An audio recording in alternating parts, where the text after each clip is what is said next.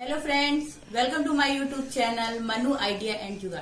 Friends, आज मैं आपको कुछ ऐसी इजी टिप्स बताने वाली हूँ जिससे न सिर्फ आपका पैसा और समय बचेगा बल्कि किचन की आपकी लाइफ भी इजी हो जाएगी। तो चलिए देखते हैं ये क्या है टिप्स।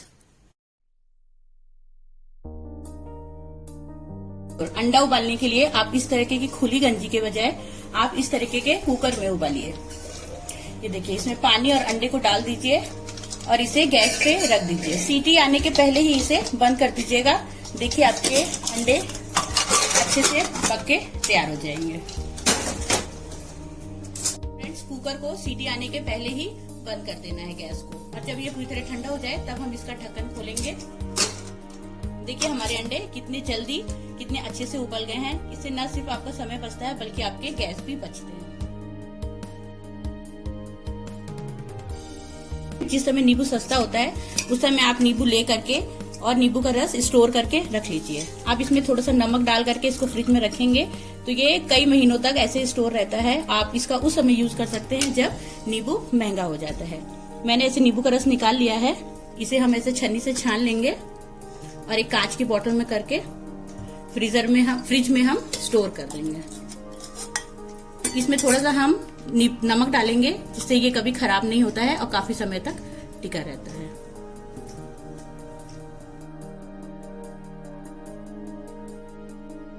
हम किचन में काम करते हैं तो हम बार बार हमारा प्लेटफॉर्म गंदा होता है और हमें उसे बार बार साफ करना पड़ता है। हमारा आधा टाइम तो किचन को ऐसे सफाई करने में ही निकल जाता है। तो ऐसा ना करना पड़े, आपका टाइम वेस्ट ना हो, इसके लिए आप एक छोटी सी टॉवल बिछा लीजिए और उस पर काम करिए। तो आपको बार बार ना आपका प्लेटफॉर्म गंदा नहीं होगा और आपको बार बार उसे पोंछना नहीं पड़ेगा।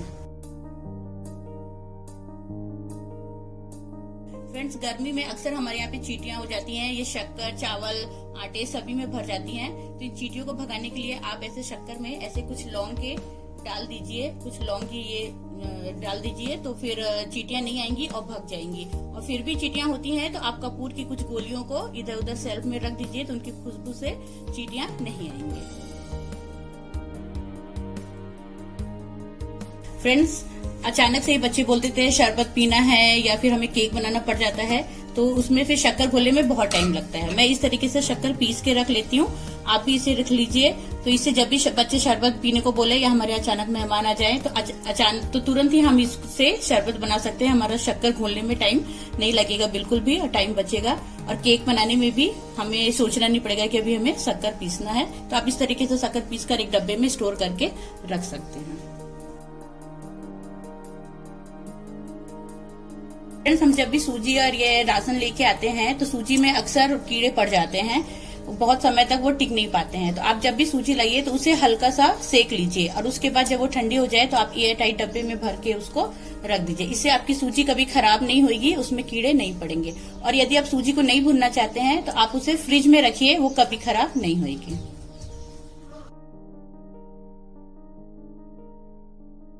जब भी हम कोई सामान को यूज करते हैं तो वो एक बार में पूरा यूज नहीं कर पाते हैं, वो आधा यूज होता है और आधा ऐसे खुला रह जाता है। तो मार्केट में इस टाइप के पेपर बैग क्लिप्स आते हैं, तो आप इसको ले आइए, बहुत ही यूजफुल हैं।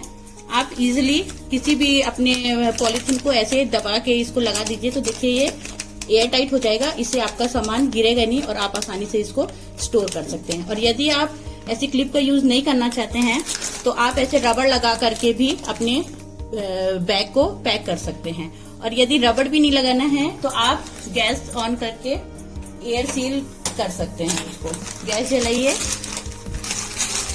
और ऐसे गरम करके आप इसको ऐसे कर दीजिए, तो देखिए आपके बैग वापस वैसे ही चिपक जाते हैं और उनसे सामान नहीं गिरता है।